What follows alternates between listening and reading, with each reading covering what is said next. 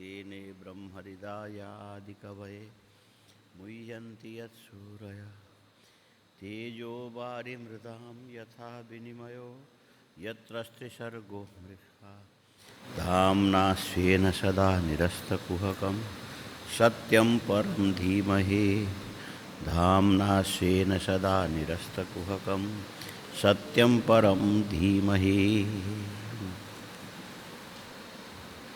30वां श्लोक चल रहा था। इसमें एक शब्द है वैकारिक। हाँ, वैकारिक शब्द है, वो पारिभाषिक है। तो पहले वैकारिक लिखना, उसके बाद एक लाइन दे करके आगे लिखना वैकारिक माने सात्विक अहंकार। वैकारिक माने सात्विक, अहंकार तो चल ही रहा है पीछे से। वैकारिक माने सात्विक, ऐसा लिखना। और उसके नीचे लिखो तेजस 2 नंबर में।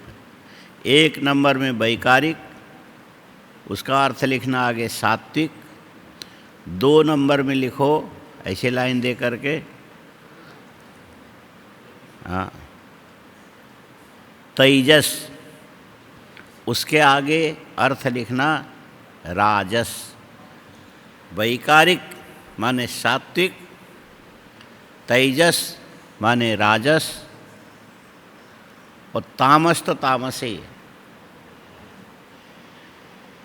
इस प्रकार इन शब्दों में वैकारिक और तेजस दोनों का अर्थ बदल करके राजस और तामस एक लिखा। राजस सात्विक और राजस लिखा। वैकारिक माने सात्विक, हाँ, तेजस माने राजस। क्या चीज़ बोले? अहंकार। अहंकार 2 प्रकार का, 3 प्रकार है वैसे। वैकारिक माने सात्विक, तेजस माने राजस, तामस माने तामस हो गए। तो बुद्धि में परमात्मा की दृष्टि पड़ने से, हाँ, बुद्धि में परमात्मा की दृष्टि पड़ने से बुद्धि जड़ हो गई। बुद्धि में जड़ता आने से ही अहंकार बनता है। ये कार्य कारण भाव तुम लिख के रख लो पक्का, हमेशा के लिए, सब जगह। बुद्धि में जड़ता आने से अहंकार बनता है। क्या ये सदा के लिए सूत्र है। क्या लिखा? बुद्धि में जड़ता आने से अहंकार बनता है। अच्छा, बुद्धि में जड़ता का क्या मतलब है? बुद्धि में जड़ता प्रारंभ होता है अक्कड़। बुद्धि में जड़ता का मतलब अक्कड़। रुई या बंगाल में होता है वो, जिससे रस्सियां बनती है, उसको क्या बोलते हैं? जूट। हाँ, जूट के धागे बनते हैं और रुई के भी धागे बनते हैं। और 1 धागा, 2 धागा, 3 धागे को बट करके थोड़े मोटा धागा बनता है। तो उस मोटे में भी 3 को मिला करके फिर 1, जरूरत के हिसाब से करते करते लट्ठा बनाते। लट्ठा, लट्ठा माने इतना मोटा रस्सा होता है। क्या होता है? रस्सा। ये बट बट के 3 को मिला करके 1 बनाया, उन 3 को मिला करके फिर 1 बनाया, फिर उन 3 को मिला, इतना मोटा रस्सा बना दिया। तो वो रस्सा जो होता है उसको ऐसा मोड़ना चाहो तो नहीं मुड़ेगा, उसको मोटा होने से इतना तो घूमेगा लेकिन एकदम गांठ नहीं लगेगा। लेकिन क्यों नहीं लगता है? वो ज़्यादा बटने से अकड़ गया। कौन? रस्सा अकड़ गया। और ये बुद्धि भी एक दूसरे की शाखा तीसरी चौथी पांचवी करते करते करते करते अनेक शाखाओं वाली जब हो जाती है तो फिर बुद्धिमान व्यक्ति उस पर उलझ जाता है, रस्से के समान उलझ जाता है। उसके बाद भी उलझ उलझ के बट बट के जब रस्सा मोटा बन जाता है तो ये बुद्धि में जड़ता का मतलब बुद्धि में अकड़। बुद्धि में जड़ता का मतलब बुद्धि में अकड़ आने से अहंकार की उत्पत्ति होती है, जबकि बुद्धि में अकड़ आना नहीं चाहिए। बुद्धि में अकड़ आना नहीं चाहिए। आता कैसे है? ये जो सात्विक जो बुद्धि है उसके अंदर भौतिक तत्व को ला करके आदमी गूंथ लेता है, मिला देता है, मल लेता है। इससे अकड़ आता। जैसे नरम से कपड़े को धो करके लोग क्या करते हैं कि चावल के मांड जानते हो? चावल के मांड जानते हो? चावल को उबाल करके उसके अंदर से जो निकलता है ना पानी, छानने से उसको मांड बोलते हैं। और इसी को दक्षिण में शायद चावल के मांड को कांजी बोल के भी खाते हैं। हाँ, कांजी खाते हैं। चावल के मांड में कुछ मिलाते क्या क्या करके खाते हैं वो लोग। हाँ, आप लोग भी खाते हो? हाँ, ऐसे पेट को ठंडा रखने के लिए ठीक है। और लोग क्या करते हैं कि सफ़ेद कपड़े में उसको थोड़ा सा लगा के फिर वो लोहा लगाते हैं तो वो अकड़ जाता है। अकेला कपड़ा नहीं अकड़ता। कैसे अकड़ता है? मांड लगने से अकड़ता है।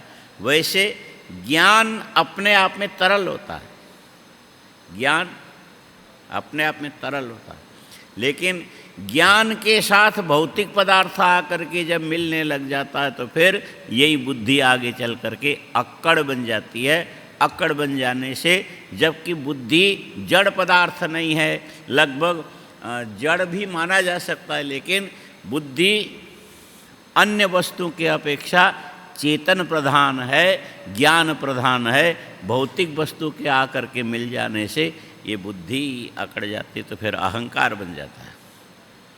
फिर कहेगा मैं ऐसा हूँ। अच्छा, इस अकड़ के अंदर तत्वांतर आकर के मिल जाते हैं। इस अकड़ में क्या मिलते? खाली ज्ञान नहीं रहता है। क्या मिलता है? तत्वांतर मिल जाते हैं। तत्वांतर मिलने का मतलब है मुझे उपाय का ज्ञान है, मुझे गणित का ज्ञान है, मुझे ललित कला का ज्ञान है, मुझे लिखने पढ़ने का ज्ञान है, मुझे बड़े बड़े उपाय काम औपयिक बोलते हैं। औपयिक शब्द लिखो तो औपयिक,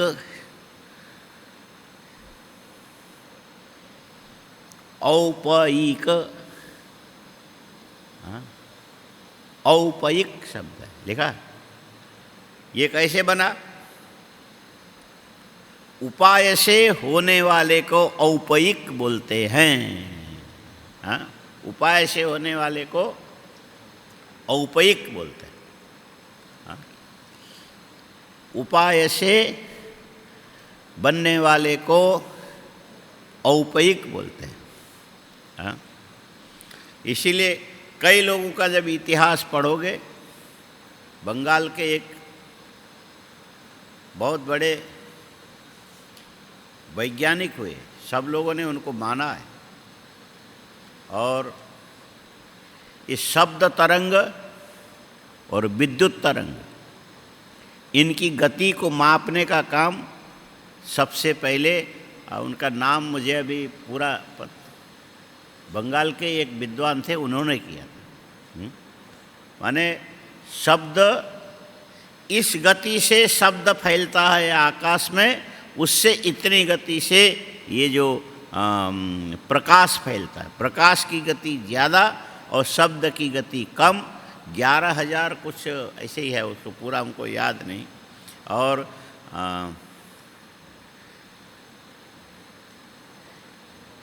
4,36,000 कितना प्रति सेकंड, इतने मील प्रति सेकंड प्रकाश की गति, और 11,000 मील प्रति सेकंड शब्द की गति है। तो ये खोज किसने किया था? बंगाल के एक वैज्ञानिक हुए थे, उन्होंने किया था। अच्छा, और उनके जीवनी में ऐसा आता कि उनके जीवन में रात को अध्ययन करने के लिए प्रकाश की व्यवस्था नहीं थी। पहले बिजली होती नहीं थी, और लोग क्या करते थे, शहरों में रात को सुरक्षा के हिसाब से ये जो ऐसे लोहे के खंभे खड़े करके उसमें शीशे के आवरण लगा करके उसमें तेल के दिया जला करके रखते थे, जिससे आने जाने वाले को कोई गिरे नहीं, पड़े नहीं। और उस चौक में लगे हुए इस प्रकार के बत्ती के नीचे पड़ करके उन्होंने अपने जीवन में अध्ययन किया था, और उसके बाद भी इतने बड़े वैज्ञानिक बने, सारी दुनिया ने मान लिया कि इस सिद्धांत को, ये जो रेडियोलॉजी बोलते हैं ना, वो सच में वो खोज बंगाल का है। हाँ, रेडियोलॉजी जो बोलते हैं ये खोज बंगाल का है, उन्होंने खोज करके निकाला। अच्छा चलो, ये वाद विवाद का विषय हो सकता, चीज़ अलग है, लेकिन इतने महान खोज करने वाला जो व्यक्ति ज्ञानवान है, उसने किस उपाय से ज्ञान अर्जन किया? तो बोले उनका उपाय अपने घर में जलाने के लिए तेल का दिया जलाने का साधन नहीं था, बाहर सड़क में खड़े होकर के इस ढंग से पढ़ा। उसको देखो और आज देखो, हाँ, उस परिस्थिति को देखो और आज देखो तो कितना फ़र्क है, बहुत फ़र्क है। आज तो तुमने ये काम क्यों नहीं किया? बोले हमको ये साधन नहीं मिला। तुमको एक रात में इतनी चीज़ अभ्यास करने के लिए दिया था, तुमने क्यों नहीं किया? इसीलिए कि रात को हमको मच्छरों ने काटा, और बिजली नहीं थी तो पंखे नहीं चले, पंखे नहीं चलने से गर्मी लगी तो पूरी रात में सोया नहीं, और सुबह उठ कर के जो काम करना था उस समय नींद आ गई, इसलिए हम काम नहीं कर सके। इसको क्या बोलते हैं? ये सब जवाब को क्या बोलते हैं? इसको सरल हिंदी में बहाना मारना बोलते हैं। ये भी कॉपी में लिख लो, मारते तो ही। हाँ, क्या बोलते हैं? बहाना मारना। अंग्रेजी ऐसा होता है ना। हाँ, और अब ये उनको ये पीछे का इतिहास पढ़ा दिया जाए कि सड़क में खंबे पर जलने वाले लाइट के द्वारा पढ़ करके भी लोग बड़े बड़े ज्ञानवान हुए, और उस समय बिजली घर में न रहने पर भी लोगों ने इतने बड़े काम किए, और तुम को मच्छरों ने काटा और फला पता नहीं क्या क्या हुआ। इसको बहाना मारना बोलते।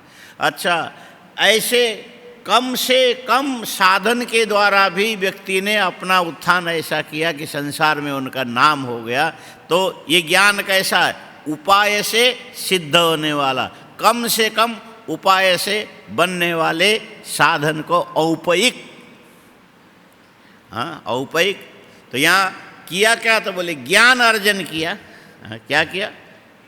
इसको औपयिक ज्ञान बोलते हैं। क्या बोलेंगे? औपयिक ज्ञान। वैसे देखो बात विचित्र है, और आजकल थोड़ी थोड़ी चर्चा होने लगी। 60-70 साल तक तो कभी चर्चा हुई नहीं, लेकिन अब वो बात धीरे धीरे सुगबुगाहट में आने लगी। कहते जितने पढ़े लिखे नेहरू जी थे, उससे कम पढ़े लिखे सरदार पटेल भी नहीं थे। हाँ? उनसे कम पढ़े लिखे सरदार पटेल भी नहीं थे। सरदार पटेल, वल्लभ भाई पटेल भी पढ़े लिखे। हाँ, वो भी विद्वान थे, नेहरू जी भी थे, और विदेश में वो भी पढ़े थे, ये भी पढ़े थे। लेकिन गांधी जी भी बैरिस्टर थे, उनके जीवन ही देखो तो। और पहले जब वकालत करने के लिए खड़े हो गए तो उनसे बोला नहीं गया ढंग से, फेल हो गए थे। हाँ? सफलता नहीं मिली थी।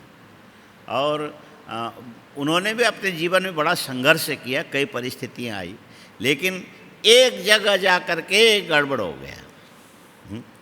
जब ये जो कांग्रेस में कौन अध्यक्ष बनेगा, कौन नेता बनेगा, इस बात की जब चुनाव कार्य समिति की चुनाव हुआ, उसमें सरदार वल्लभ भाई पटेल को पूरा बहुमत मिला था और नेहरू जी को एक भी मत नहीं मिला था, एक भी मत नहीं मिला। तो फिर उस समय गांधी जी जो है ना, गांधी जी महान थे, राष्ट्र निर्माता थे, अपनी जगह सही है, लेकिन एक जगह जा कर के वो एक कमजोरी उनकी सामने आई।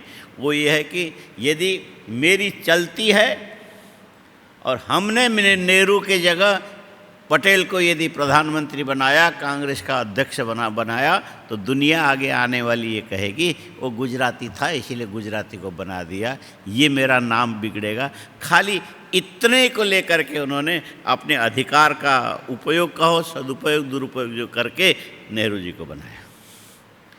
हाँ, ये पैसे वाले मोतीलाल नेहरू के पुत्र हैं और विदेशों में पढ़े हैं, बड़े बड़े उपाय इनके पास हैं, साधन हैं, स्वतंत्रता संग्राम में काम किया, उसे भी गिना तो जाएगा, माना जाएगा।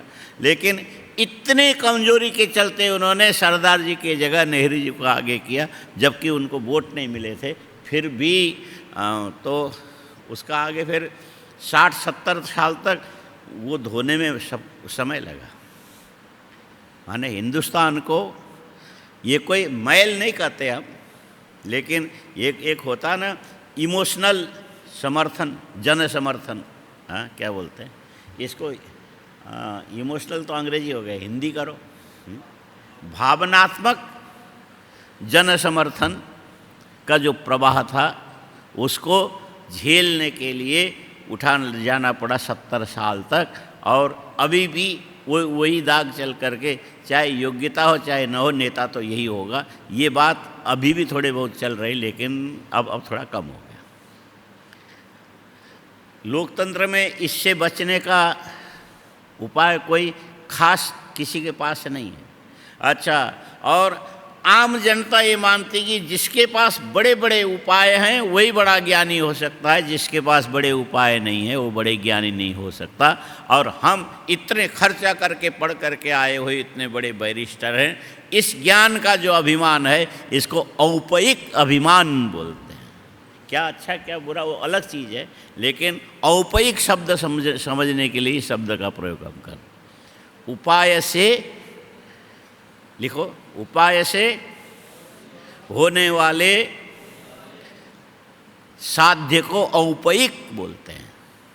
साधन तो नहीं बोलना, साध्य को औपयिक बोलते हैं। बुद्धि भी यदि साधन है, अच्छे उपाय के द्वारा तुमने, हम बड़े बड़े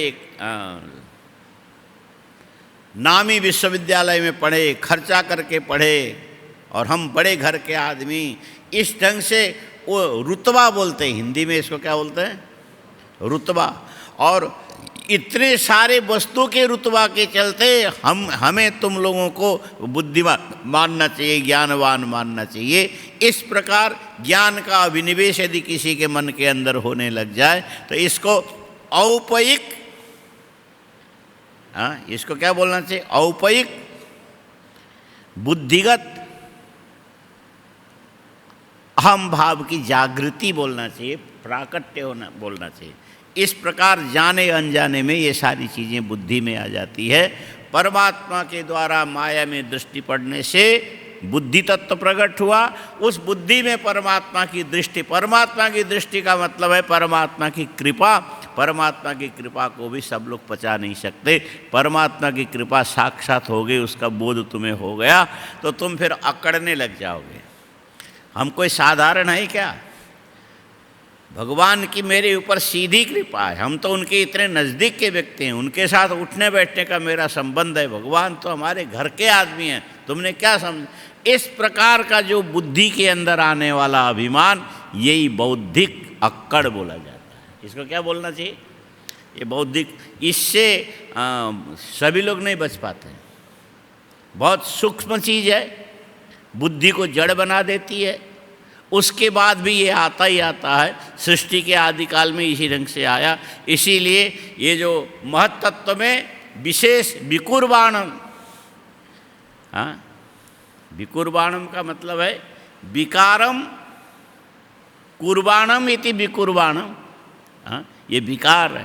हाँ, पतला दूध जम करके जैसे गाढ़ा दही बनता है, ठीक इसी प्रकार तरल प्रकाशक सात्विक वस्तुओं को, ज्ञान को उजागर करने वाली बुद्धि में जब अभिमान इस ढंग से किसी साधन से आने लग जाए तो उसी को अहंकार बोलते हैं। बुद्धि में अहंकार आ, तो वो प्रक्रिया छोटी बुद्धि माने हर व्यक्ति के अंदर भी आता है और सृष्टि के आदिकाल में सबसे पहले बुद्धि में भी इस प्रकार से अहंकार आकर के जो ज्ञान प्रदान करने वाला वस्तु प्रकाशन सामर्थ्य जो बुद्धि है उसमें अहम तत्व की उत्पत्ति हो गई। और ये अहम तत्व कैसा था? ये वास्तविक नहीं था। ये अहम तत्व कैसा था? वास्तविक नहीं था। दही का जो गाढ़ापना है ये वास्तविक नहीं है, दूध की विकृति से बना हुआ है। कैसा है? और पानी जो जम करके बर्फ बनता है ये वास्तविक नहीं है, अति शैत्य के चलते, शैत्य माने शीतता, शीतता माने ठंडापना, अति ठंडापना से पानी जैसे बर्फ बनता है वैसे ये जो बुद्धि में भी परमात्मा की कृपा हो चाहे कोई और भी चीज़ हो, ये सारे उपाय संसर्ग आने से बुद्धि के अंदर जो जड़त्व आ जाता है उसी जड़त्व का नाम है अहंकार। आप समझ में आए? ये श्लोक पढ़ो तो वैकारिकस्तैजसस्त्र तामसस्त्यहम त्रिधा। और ये अहंकार के तीन भेद हो गए। ये अहंकार के एक होता है सात्विक अहंकार, दूसरा होता है राजस अहंकार, तीसरा होता है तामस अहंकार। और सात्विक अहंकार की विशेषता हुई, सात्विक अहंकार की विशेषता हुई, सात्विक अहंकार से जो कुछ भी जड़त्व आया ये आया मन के रूप में प्रकट हुआ। सात्विक, ऐसे तो व्यवहार में यही बोला जा सकता है, सात्विक अहंकार से मन रूपी तत्व बन गया। क्या बोलेंगे? सबसे पहले मूल प्रकृति, उसमें वो परमेश्वर में अधिष्ठित होने से, उस परमेश्वर अधिष्ठित मूल प्रकृति में परमात्मा की दृष्टि पड़ने से महत्तत्व प्रकट हुआ। और महत्तत्व में परमात्मा की दृष्टि पड़ने से अहंकार प्रकट हुआ। और ये अहंकार तीन प्रकार का हो गया। एक वैकारिक माने सात्विक, दूसरा राजस और तीसरा तामस, तीन प्रकार के अहंकार हुए। और वैकारिकस्तैजसस्य तामसश्चैत्यहम त्रिधा, अहम त्रिधा इति अहम त्रिधा, ऐसा अहम माने अहंकार, तीन प्रकार का हो गया, सात्विक, राजस और तामस। अहम तत्वाद विकुर्बाणात् मनोवैकारिकाद अभूत। यहाँ पर ये संबंध जोड़ करके अर्थ करना। वैकारिकात पढ़ो, फिर पीछे आओ, अहम तत्वात् विकुर्बाणात् मनो अभूत। माने सात्विक अहंकार के अंदर भी विकार उत्पन्न हो करके दूध का विकार दही, दही में भी विकार उत्पन्न हुआ तो उसमें से छाछ अलग हो गया, मक्खन अलग हो गया। ठीक इसी प्रकार सात्विक अहंकार में जब विकार उत्पन्न हुआ तो वो विकार क्या बना? वो मन तत्व बन गया। सात्विक अहंकार के विकार से मन तत्व की उत्पत्ति हुई। ये इसको वाक्य मिला के अर्थ करना। वैकारिकाद अहम तत्वात् विकुर्बाणात् विकृतेः उत्पद्यमानात्, विकृति के उत्पन्न होने से क्या बन गया? बोले मन तत्व उत्पन्न हो गया। ये सृष्टि की प्रक्रिया बता रहे हैं। वैकारिकाश्च ये देवा अर्थाभिव्यंजनम यत। और खाली अकेला मन उत्पन्न नहीं हुआ, हाँ, खाली अकेला मन उत्पन्न नहीं हुआ। एक होता है बत्ती, हाँ, एक होता है, क्या होता है नहीं मालूम, बोल दो ना। अच्छा, एक होता है बत्ती, हाँ, रुई का धागा बनाते हैं, उसको पहले 5 बटते हैं, और निकाल करके तेल में डुबाते हैं, डुबा के एक बर्तन में रखते, नीचे तेल, ऊपर बत्ती का नोक रहेगा, और उसमें यदि माचिस जला दो तो क्या बनेगा? हाँ, दीप जलता है। तो अग्नि निराधार आकाश में नहीं रहता है, कहाँ रहेगा? ये पृथ्वी आश्रित अग्नि होता है। निराधार होने पर अग्नि तत्व जा करके सूर्य में विलीन हो जाएगा, और आधार को प्राप्त करने पर या तो सूक्ष्म रूप में या तो स्थूल रूप में आधार में अग्नि चमकने लगता है, बढ़ने लगता है, और कुछ भी उसमें हो सकता है। तो ये जो अग्नि तत्व है, इसको आधार चाहिए। इसी आधार को ईंधन भी बोलते हैं। क्या बोलते हैं? ईंधन बोलते हैं। ये ईंधन कई प्रकार का होता है। जल भी अग्नि का ईंधन है। जल भी अग्नि का ईंधन है। इसीलिए विद्युत जो तत्व है ये तेज तत्व है, और इसका ईंधन क्या है? ईंधन जो है ना, धन माने तो धन ही समझ लो। हाँ, धन माने धन। और इसको इन जो शब्द है ना, इसका अर्थ अंग्रेजी से भी कदाचित मिला सकते हो। सही अर्थ नहीं, मैं ऐसे बोल रहा हूँ। वो इन माने अंदर होता है ना। हाँ, आंतरिक संपत्ति भी कह सकते हो। ईंधन माने आंतरिक संपत्ति। ईंधन माने आंतरिक संपत्ति। बिना समझे लिख लो, कोई बात नहीं, चलेगा। हाँ, ईंधन माने आंतरिक संपत्ति। तुम्हारी दो प्रकार की संपत्तियां हैं, एक बाह्य संपत्ति, दूसरे आंतरिक संपत्ति। बाह्य संपत्ति क्या है? बाह्य संपत्ति तुम्हारे सगे संबंधी, बंधु बांधव, मिलने वाले, मदद करने वाले, पहचानने वाले, पूछने वाले, ये तुम्हारे बाह्य संपत्ति है। क्या है? और शरीर के साथ उपयोग में आने वाले कपड़े, भोजन, शैया, घर इत्यादि तुम्हारे नज़दीक की संपत्ति हो गए। कैसी हुई? नज़दीक की संपत्ति हुई। और सबसे अंदर की संपत्ति क्या है? तो बोले अंदर की संपत्ति है तुम्हारा जीवन। हाँ, तुम्हारा जीवन, ये जो प्राण चल रहा है, प्राण के चलते इंद्रियां क्रियाशील हो रही है। इंद्रियों के क्रियाशील होने से मन प्रवृत्तिशील हो रहा है। मन के संकल्प करने से तुम कार्य करने में इच्छा विशिष्ट तुम बन गए, और पहले जानाति इच्छति यतते, प्रयत्न करने वाले बन करके तुम अपने जीवन के व्यक्तित्व को आगे बढ़ाते हो। ये जो जीवनी जो शक्ति है, ये तुम्हारी बाहर की संपत्ति नहीं है। तुम यहाँ पर जो आकर के बैठे हो, अपने ईंधन माने अंदर की जो संपत्ति, तुम्हारी वास्तविक संपत्ति जीवनी शक्ति है, इसको तिजोरी में रख करके सुरक्षित यहाँ आके तुम नहीं बैठ सकते हो। हाँ, जीवनी शक्ति को तिजोरी में बंद करके यहाँ आके बैठ सकते हो? हाँ, समझ में नहीं आया, पता नहीं लोग क्या बोल। हाँ, ये इनको समझ में नहीं।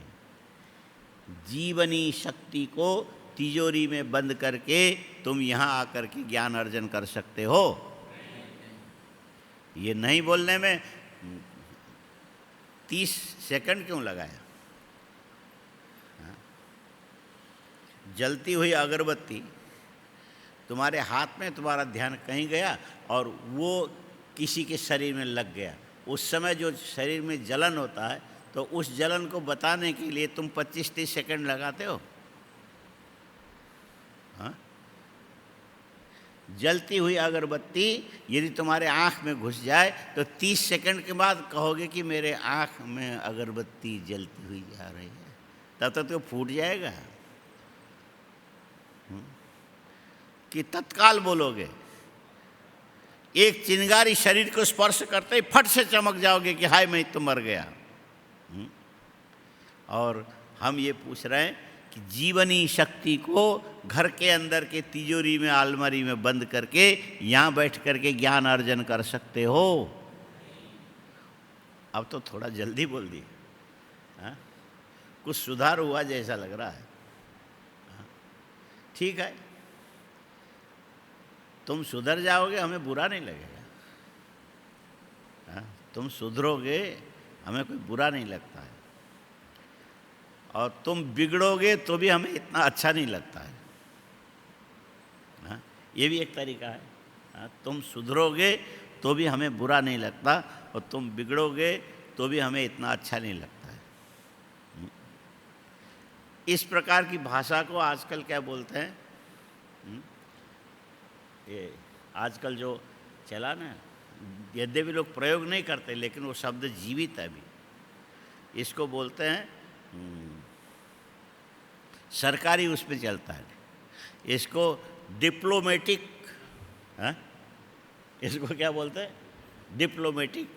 ये सबको नहीं आता है, कोई कोई इसको जानता है। तुम सुधर जाओ तो हमें कोई बुरा नहीं लगता है, और तुम बिगड़ जाओ तो भी हमें इतना अच्छा नहीं लगता है। हमारे अच्छाई बुराई के साथ जोड़ दिया, लेकिन किसको जोड़ा?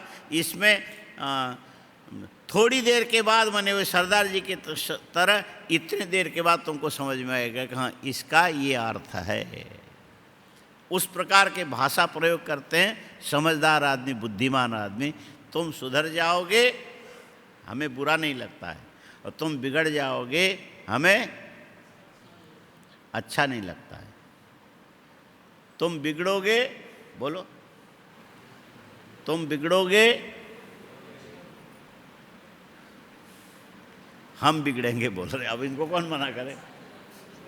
हाँ, अरे यहाँ तो शब्दानुवाद ही करो ना। तुम बिगड़ोगे ऐसे ही बोलो, हम बिगड़ेंगे कहोगे तो फिर तन में मन शिव संकल्प मस्तु। जब तुमने संकल्प ही किया तो निश्चित बिगड़ोगे, उसमें कोई संशय नहीं।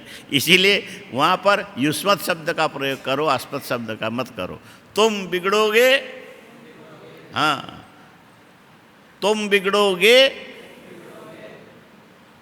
टोन भी समझ के प्रयोग करो। टोन से अर्थबोध सहजता से होता है, टोन से अनर्थबोध भी होता है। इसीलिए शब्द उच्चारण करना पर्याप्त नहीं, टोन सही होना चाहिए। इसीलिए तुम बिगड़ोगे उदात्त प्रयोग करना, तो हमें अच्छा नहीं लगेगा। और तुम इस चीज़ टोन को यदि नहीं समझोगे तो तुम ऐसे करके बोलो, तुम बिगड़ोगे हमें अच्छा नहीं लगता। तुम बोल रहे हो कि कोई मशीन बोल रहा है? मनुष्य के भावना के साथ साथ ध्वनि के ऊंच नीच जो अवस्था है, इसको स्वर विज्ञान बोलते हैं। ये स्वर विज्ञान वेदों में हाथ हिला करके इसीलिए पढ़ाया जाता है, जिससे तुम्हें ध्वनि के ऊंच नीच अवस्था के द्वारा तुम जो शब्द प्रयोग करते हो सामने वाले को अर्थबोध होने में सुविधा मिले। इसके लिए ध्वनि, जिसको अंग्रेजी में टोन बोलते हैं क्या, उसके तारतम्य में किसी को ना आवे तो फिर आदमी वैसे ही उबलता हुआ दाल जैसा ही बोलता जाए, वाह वाह वाह वाह वाह करता जाए, कोई मतलब नहीं उसमें। टोन से भी अर्थबोध में मदद मिलता है। हाँ, टोन से भी अर्थबोध में मदद मिलता है।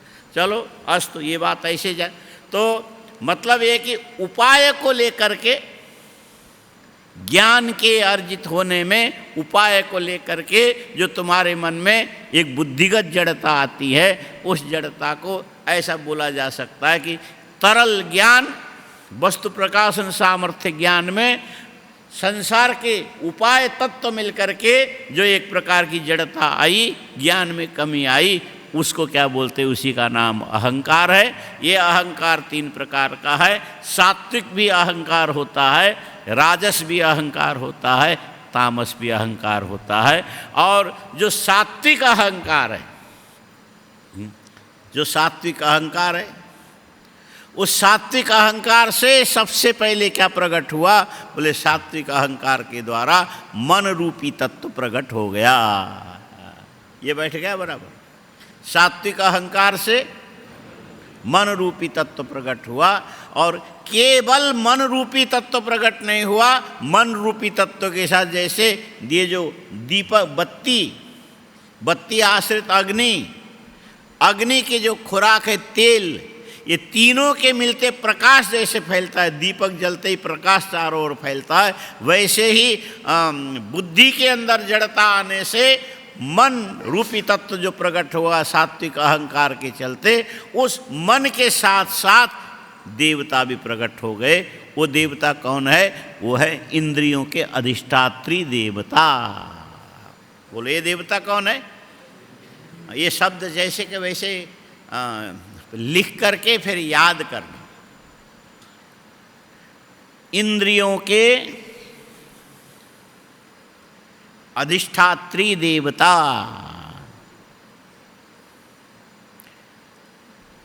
अथवा इंद्रियां जिनकी संपत्ति है ऐसे देवता। हाँ?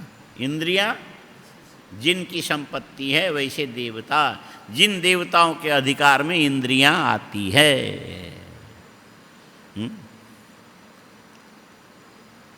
इंद्रियों के अधिष्ठात्री देवता। तुम लोग पूजा पाठ करते समय बोलते सूर्यो देवता, चंद्रमा देवता, रुद्रा देवता है, वहाँ बहुवचन का प्रयोग होगा, है ना। ये सब देवता है, ठीक है। अच्छा, अब इसमें सूर्यो देवता बोलो, ये किसका देवता है? इसकी संपत्ति क्या है? सूर्य की संपत्ति है रूप। हाँ, सूर्य की संपत्ति रूप है, और उस संपत्ति में जो अधिकार का भाव सूर्य में रहता है, और ये अधिकार का जो भाव है ये जाकर के मन रूपी तत्व के साथ जुड़ गया, तो क्या बना? चक्षुरिंद्रिय के अधिष्ठात्री देवता सूर्य बन गए।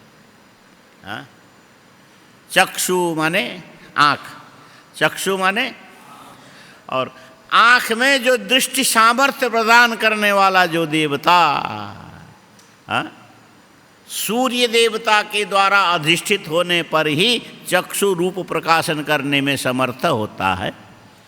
नहीं समझ में आया? लिखो, सूर्य देवता के द्वारा अधिष्ठित होने पर ही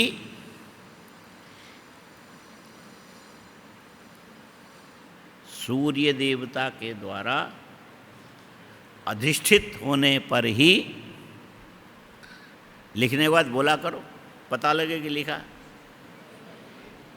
सूर्य देवता के द्वारा अधिष्ठित होने पर ही, बोलो,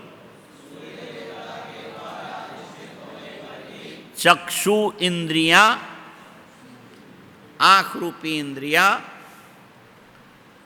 रूप को प्रकाशित करने में समर्थ होती है।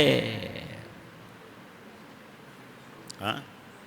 अब बोलो तो, सूर्य देवता के द्वारा अधिष्ठित होने पर ही, जो इसको आवर्तन करो, हम बोल रहे हैं फिर तुम बोलो, सूर्य देवता के द्वारा अधिष्ठित होने पर ही चक्षु इंद्रियां रूप को प्रकाशित करने में समर्थ होती है। इंद्रियां अनेक है, इसलिए बहुवचन का प्रयोग करते समय होती में जो इकार है, इकार के ऊपर एक बिंदु लगा करके होती है ऐसे बोलते हैं। थोड़ा सा अनुनासिक प्रयोग, इसको वो अनुनास होती है। सूर्य देवता के द्वारा अधिष्ठित होने पर ही चक्षु इंद्रियां रूप को प्रकाशित करने में समर्थ होती है। हाँ? ये समझ में आया? और इसी प्रकार वरुण देवता के द्वारा, ये भी लिखो, वरुण देवता के द्वारा अधिष्ठित होने पर ही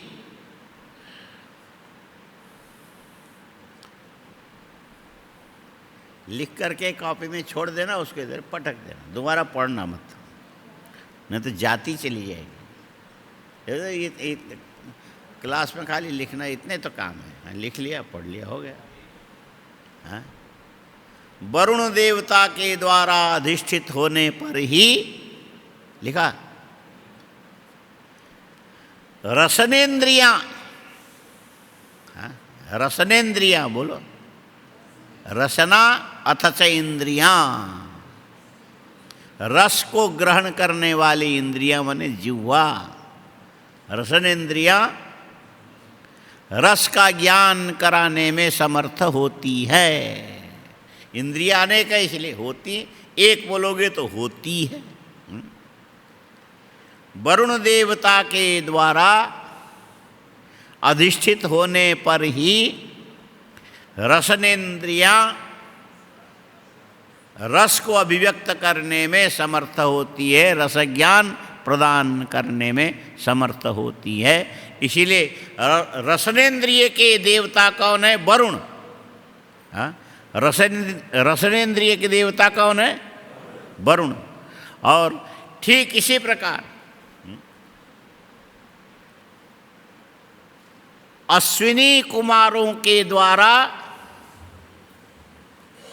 अश्विनी कुमारों के द्वारा अधिष्ठित होने पर ही ये जो नासिका घ्राण इंद्रिय, गंध ग्रहण करने वाली इंद्रियां गंध ग्रहण करने में समर्थ होती है। आया समझ में?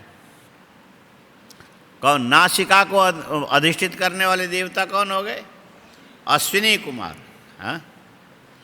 अश्विनी नक्षत्र भी है और अश्विनी कुमार देवता भी हैं। ये दो हैं, दो मिलकर के एक देवता है, अश्विनी और कुमार। ये क्या है? अश्विनी और कुमार। क्योंकि सूर्य की पत्नी घोड़ी बन करके तपस्या करती थी समुद्र किनारे, और उनके द्वारा उत्पन्न हुई संतान होने से इनको अश्विनी कुमार बोलते हैं। ये है ये जो नासिका घ्राण इंद्रिय के अधिष्ठात्री देवता, उनके द्वारा अधिष्ठित होने पर ही ये नासिका गंध ग्रहण करने में समर्थ होती है। यदि अश्विनी कुमार तुम्हारे ऊपर प्रसन्न नहीं है, नाराज हैं, तो याद रखना तुम लड्डू खा रहे हो कि गोबर खा रहे हो, कि तुमको पता ही नहीं लगेगा। गंध से ही तो पता लगता है। ये जीरा का गंध है कि स्मशान में मुर्दे के जलने से दुर्गंध आ रहा है, इसका पता कैसे लगेगा? यदि नासिका के अंदर अश्विनी कुमार की कृपा होगी तब जाके ये इंद्रिय बताएगी।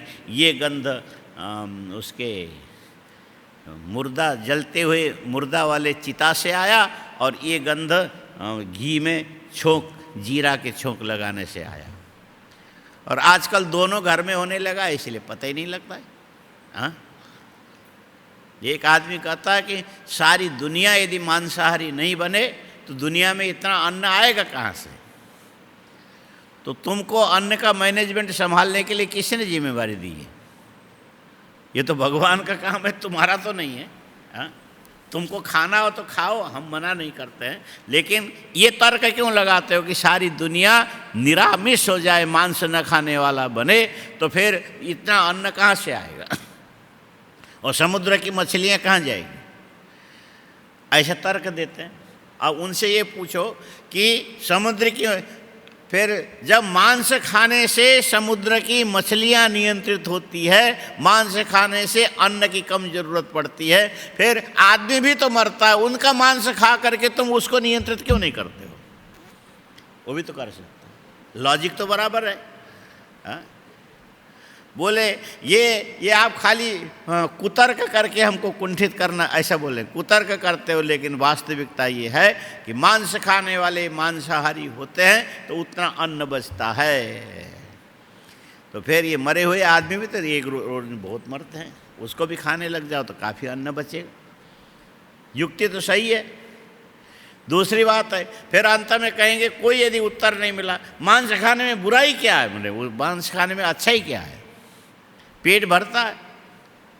अरे पेट भरने के लिए बेसन के लड्डू से भी पेट भरते हैं, गोबर के लड्डू से भी पेट भरते हैं, और नरवर के बिस्कुट बना करके भी पेट भर सकते हो। गोबर की जगह क्या बोलना चाहिए? नरवर नहीं बोल सकते हैं। गाय का विकार गोबर होता है तो नृ विकार क्या होगा? वही बीच में किसी ने ये भी फैलाया था कि जापान वालों ने आदमी के जो वेस्टेज है उसको प्रशोधित करके बिस्कुट बना करके बाज़ार में बेचना शुरू किया। ये भी किसी ने फैलाया था। सही है कि गलत है हमको नहीं मालूम, लेकिन वो चीज़ सही है क्या? हाँ? पेट भरने के लिए सब कुछ थोड़ी खाया जाता है। हाँ? दूसरी बात ये है कि हम लोग तो इस मर्यादा में चलते हैं कि मृत व्यक्ति को अंतिम संस्कार करने के लिए स्मशान में ले जाने के बाद, संस्कार पूरा होने के बाद भी स्नान आदि करके पवित्र होकर के फिर घर में घुसते हैं, और तुम मरे हुए प्राणी को ला करके चूल्हे में, तुम्हारा चूल्हा स्मशान हो गया और उस पर तुम गर्व करते हो कि हम बिल्कुल क्या बोलते हैं, आधुनिक को मॉडर्न बोलते हैं क्या? यही आधुनिकता है। हाँ? माने मूर्खता को आदमी आधुनिकता मानता है। तुम्हारी मर्जी है, कौन मना करेगा? भगवान भी मना नहीं करेगा। यदि तुम मूर्ख बनना चाहते हो तो भगवान खुशी खुशी कहेगा तुम बनो, हमारी ओर से कोई इतराज नहीं है। और मूर्ख जो परेशान होगा उस परेशानी में भी भगवान हस्तक्षेप नहीं करेगा। तुम्हारे अंदर यदि मूर्खता है तो तुम ठोकर खाओगे खाओगे। बोलो ये भी कॉपी में लिख के रखो।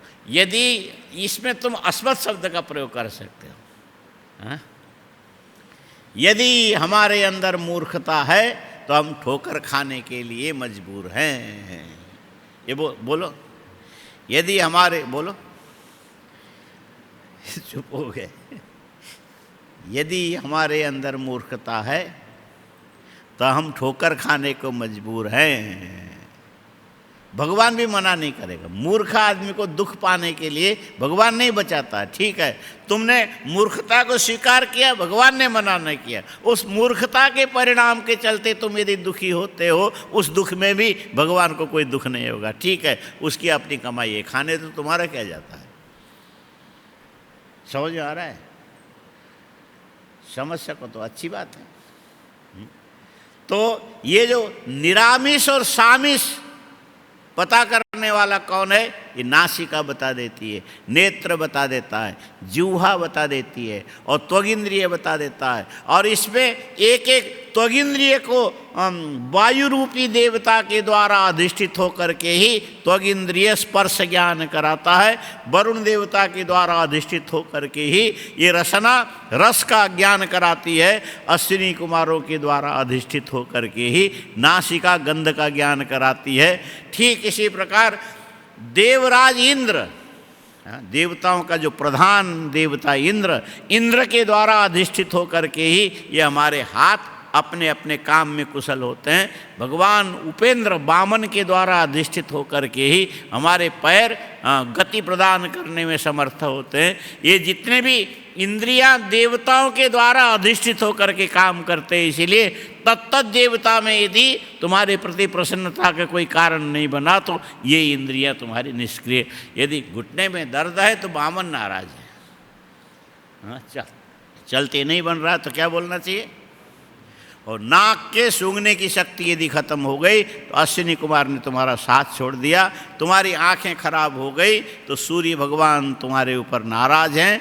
और इसी प्रकार दिग अधिष्ठात्री देवता यदि नाराज हो गए तो तुम्हारे कान से तुम बहरे बन जाओगे। वरुण देवता यदि नाराज हो गए तो तुम्हारी जिह्वा रस को चखने में असमर्थ। इसीलिए जितने भी इंद्रियां हैं इसके अधिष्ठात्री देवता मन के साथ साथ प्रकट हुए। बुद्धि के अंदर परमात्मा की दृष्टि पड़ने से बुद्धि में जड़ता आई तो अहंकार बना। ये अहंकार के तीन भेद हो गए।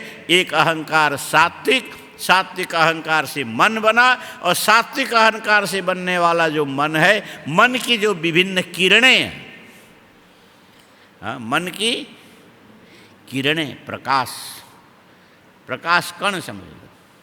और ये इन किरणों के द्वारा इंद्रियों के अधिष्ठात्री देवता बन गए। सात्विक अहंकार के द्वारा, सात्विक अहंकार के विकार के रूप में मन उत्पन्न हुआ। मन के साथ साथ इंद्रियों के अधिष्ठात्री देवता उत्पन्न हुए। ये सब मिलकर के तुम्हें संसार का ज्ञान कराते हैं। उसके बाद आदमी आराम से बोलता है, जी ये तुम्हारी बात है, हम देवता उवता को नहीं मानते। मत मानो।